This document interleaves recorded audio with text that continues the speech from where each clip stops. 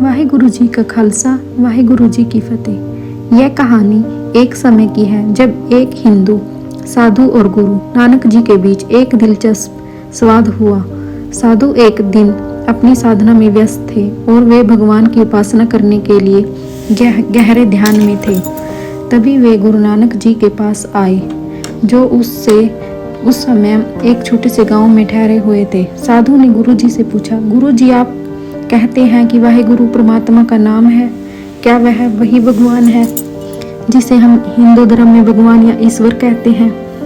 गुरु नानक जी मुस्कुराए और बोले, तुम्हारे प्रश्न का उत्तर बहुत सरल है। भगवान एक है, लेकिन उसका नाम और रूप अनगिनत है। जैसे तुम ईश्वर या भगवान कहते हो, हम उसे वाहिगुरु कहते हैं, जो उसका अपार और सर्वव्यापी रूप है। वाहिगुरु का अर्थ है जो हमें अनंत प्रकाश और ज्ञान से आलोकित करे।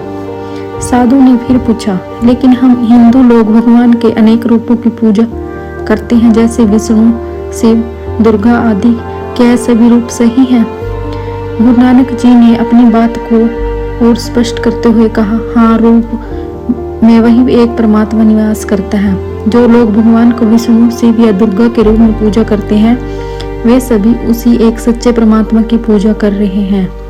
अंतर केवल नाम और रूप का है। जिस तरह सूरज की किरणें कई दिशाओं में फैलती हैं, वैसे ही भगवान के अनगिनत रूप हैं, लेकिन सभी का स्रोत वही एक है। साधु ने हैरान होकर पूछा, तो फिर हम कैसे जान सकते हैं कि सच्चा मार्ग क्या है? गुरु नानक जी ने प्रेम से उत्तर दिया, सच्चा मार्ग वही है जो प्रेम, सेवा और सच्चाई पर आधारित हो।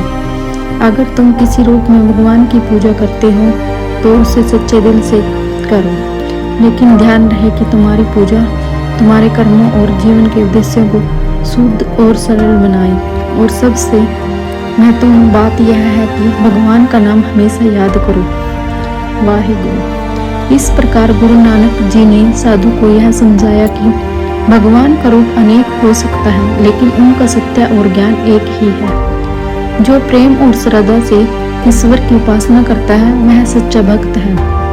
इस कहानी से यह शिक्षा मिलती है कि भगवान का कोई भी रूप या नाम अलग नहीं है, वह एक ही है। बस उसका अनुभव और पुकार अलग अलग रूपों में होता है।